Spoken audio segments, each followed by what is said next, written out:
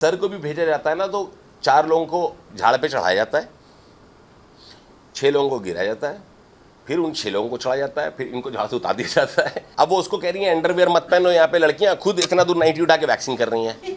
अब मैं गया उसमें, मैं क्या बोलूँ, मैं खुद ही भाग गया। अब वो अपने पैंट में से अंडरवियर निकाल के दिखा रहा है, भाई मेरी तो लंबी शर्ट रहती। मैंने बोला भाई तू ही लड़ ले, ये चलता ही ऐसे। क्या अभिषेक की तारीफ नहीं हुई है? बहुत तारीफ हुई है। फिर अभिषेक को भी उतारा गया, फिर अभिषेक को दिखाया भी गया, तुम्हारे जो दोस्त तुमको समझ रहे हो वो कैसे।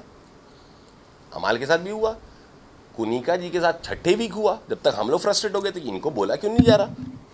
जिशान से मेरा सवाल आपसे यही है कि एक वाकया हुआ था आपके और कुनिका जी के बीच में, जहाँ पे उन्होंने आपको गुंडा बुलाया था, and many times Kunika ji crosses the limit कि वो अपनी एज को कहीं ना कहीं माइंड करती नहीं है और संस्कारों पे आ जाती है। तो कभी बास्टर्ड बुलाती है ऑन अ नेशनल टेलीविजन, किसी को भी। क्या कहना चाहेंगे?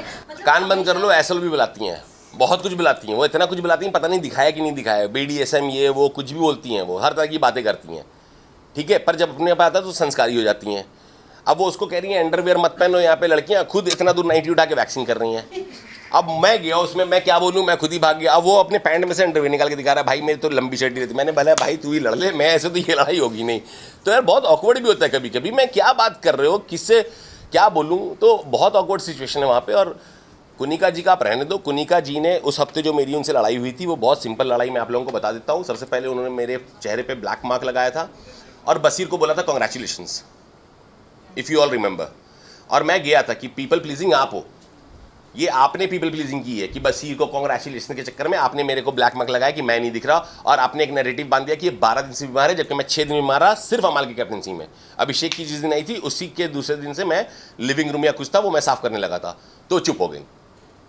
और फिर चुप होकर बोलती हैं पर मैं तो उसको 8-10 दिन मानूंगी। भाई मान लो, फिर पूरा घर बोल रहा है वो 6 दिन पड़े थे, बाकी वो काम करते, फिर भी ये नहीं मानूंगी। भाई मत मानो। उन्होंने कहा गैंग्स ऑफ वासेपुर की एक्टिंग मत करो यहाँ पर, गुंडे जिशान नहीं, मेरे सामने नहीं बोला, वरना मैं उनकी सारी गुमराह की एक्टिंग निकाल देता। तो दूसरी बात ये हुई कि उन्होंने नीलम को ये बोला कि पराठे 2 से ज़्यादा मत दो वरना इनकी आदत बिगड़ जाएगी, जिसको मैंने कॉल आउट करा था कि हम बंधुआ मजदूर नहीं है, जितना मन करेगा उतने पराठे खाएंगे, ठीक है। हम भी ड्यूटी कर रहे हैं, तो हम ये बोल के नहीं करेंगे हम आधी करेंगे, हम भी पूरी कर रहे हैं। दूसरा मैंने पॉइंट ये उठाया था जब नॉमिनेट करा था उनको। तीसरा पॉइंट मैंने ये भी उठाया था कि बात मेरे और कैप्टन अभिषेक के बीच में हो रही थी। अभिषेक ने बोला कि मैं मृदुल को बुलाता हूँ, मैंने नहीं बोला उसको यहाँ बुला, मैं बोल रहा था कि मैं चलता हूँ, पर उसने बोला कि नहीं आप यहीं रुको, मैं भी मृदुल को बुलाता हूँ।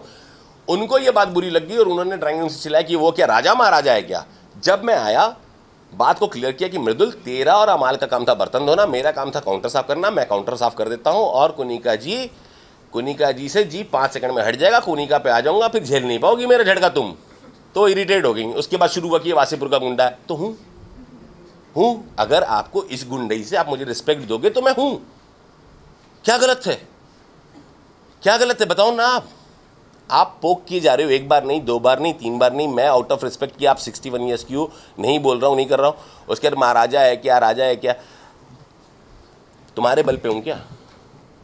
अपने बलबूते हूँ जो हूँ।